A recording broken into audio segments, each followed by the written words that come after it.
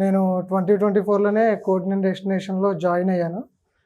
At that time మాకు interviews జరుగుతుంటే నేను కొంచెం తడబడుతూ కొంచెం లైక్ అలా ఉండేది. నాకు కోడినెంట్ డెస్టినేషన్లో జరిగిన మాక్ ఇంటర్వ్యూస్ కానీ, ఏఐ మాక్ ఇంటర్వ్యూస్ కానీ నాకు ఇంటర్వ్యూ క్రాక్ చేయడానికి చాలా హెల్ప్ఫుల్ అయ్యాయి. అండ్ ట్రైనర్స్ కానీ నేను Java full stock trainers everyone నాకు చాలా అవైలబుల్గా ఉండేవాళ్ళు. డౌట్స్ బాగా క్లియర్ చేసేవాళ్ళు. ఇది నాకు చాలా హెల్ప్ఫుల్ అయింది. నాకు జాబ్ కూడా జావా మీదే వచ్చింది కాబట్టి నేను ఈజీగా క్రాక్ చేయగలిగాను. అండ్ ట్రైనర్స్ కూడా they teach me very well.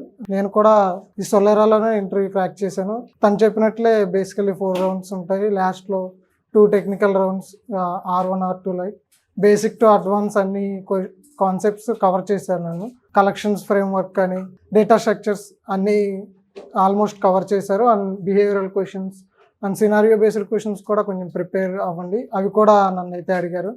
ఇవి సాఫ్ట్ స్కిల్స్ వల్ల నేను ఇవి కూడా ఈజీగా ఆన్సర్ చేయగలిగాను. సో కోడినెంట్కి నేను థ్యాంక్స్ చెప్పుకుంటాను దీనికి.